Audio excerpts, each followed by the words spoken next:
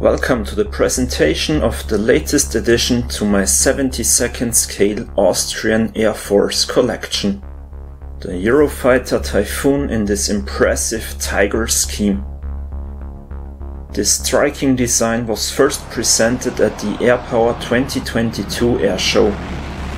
As you can see, I had a great view from the spotter area to capture this stunning aircraft. For videos of air shows and in-depth reviews of all my scale models, be sure to check out my channel. The starting conditions for the Eurofighter Tiger project weren't ideal. I only had this old Revell kit, which I've built twice before. It's definitely not one of Revell's best kits. As you can see, there is a lot of flash on almost every part. Based on my previous builds, I knew that there will also be a couple of gaps to deal with. I've built Revell's Eurofighter in both 72nd and 48th scale, and both had their issues. If you want to see how they came together, check out the videos on my channel. Despite the kit's shortcomings, it's what I had in my stash. The moment I first saw the Austrian Tiger at the Air Power air show in 2022, I knew that I just have to build it. Similar to the famous Austrian Draken, the Eurofighter was painted in the colors of the Austrian flag. Now about 2 years later, I visited the Moson show in Hungary and finally got my hands on the brand new decals from Model Maker. The very next day I started building. After cleaning up all the parts from flash, assembling the cockpit was quite straightforward. I painted most areas in grey and added some details in black. Then I applied the decals, which were quite brittle. I also cut most of the decals into sections for easier application. To secure them in place, I used Tamiya's Mark Fit. For detail painting the ejection seat, I used fine brushes. Additionally, I scratch built the handle for the ejection seat from a wire. The finished cockpit was quite basic, but sufficient for my liking. The next area to work on were the clear parts. Unfortunately, the canopy had a seam line on it that I had to remove. Additionally, both the front and main canopy had some scratches on them, so it took me quite a while to achieve a somewhat satisfactory finish. Next, I masked off these clear parts using a combination of tape and liquid mask. As usual, I also utilized some tape to create a handle for easier handling of those parts. After reviewing all the photos of Eurofighters I've taken over the past 2 decades, I decided to add more detail. For this I used my new rivet maker to create additional details on the wings, fuselage and vertical stabilizer. I did not apply a lot of pressure because I wasn't sure how the large decals would respond to all the rivets. On the wings I used a ruler to get consistent and uniform spacing. I dedicated a significant amount of time to scribing the rivets, even though I did not add all of them. Then I was ready to proceed with the assembly. First I glued the cockpit between the fuselage halves. I did a lot of dry fitting without glue beforehand, so there were not too many gaps. The fit of the clear parts was quite poor though, so I had to remove some material. I also added some fishing weights to the nose. After attaching the dorsal spine, I added the air brake, but not before removing a significant amount of material and sanding down the air brake. At this point I also began filling in some gaps at the radome and cockpit.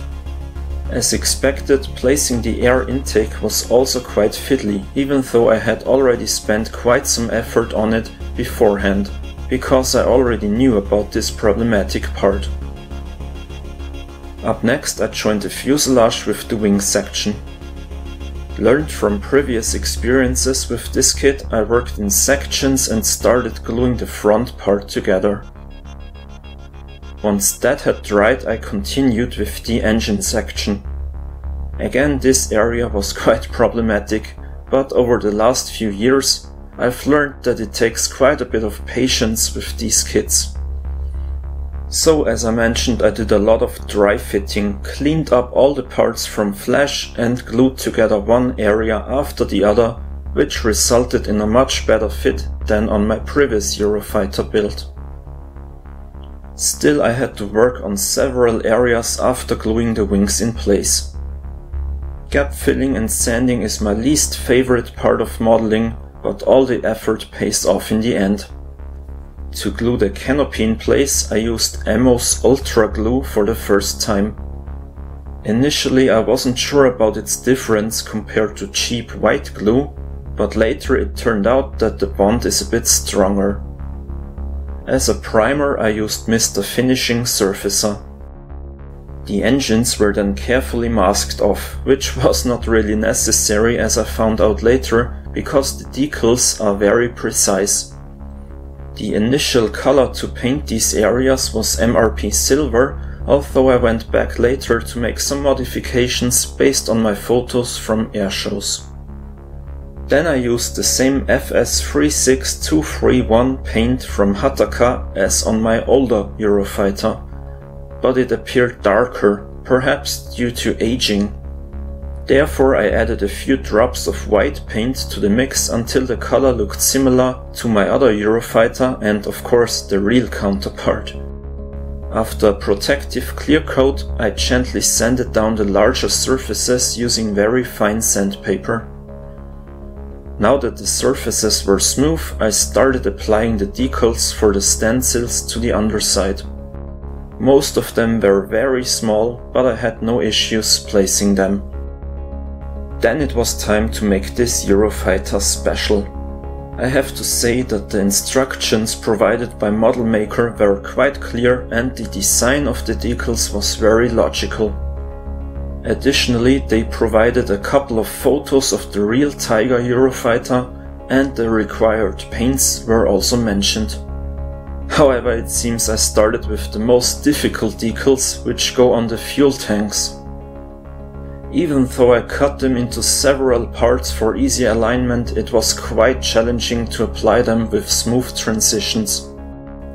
Moreover, wrapping them around the curved surfaces and trying to align the individual parts with each other created some nasty wrinkles that I couldn't get completely rid of, unfortunately.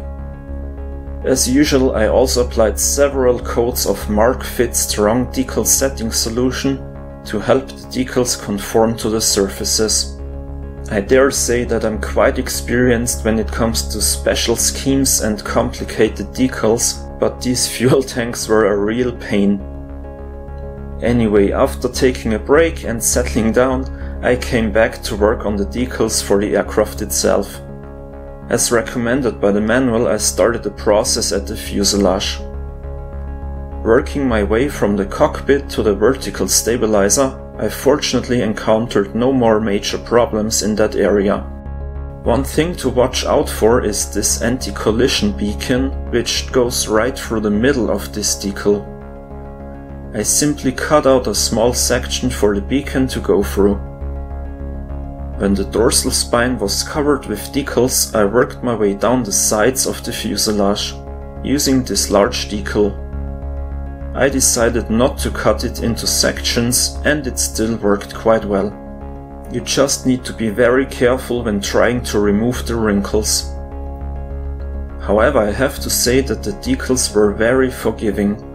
Often I wasn't as careful as I should have been, but the decals did not rip apart or anything. One slight modification I made was to cut out the decal around the APU exhaust. As for the decal on the vertical stabilizer, I opted to cut the front part for easier application. This wasn't mentioned in the manual, but it certainly made wrapping the front part around the curved section much easier.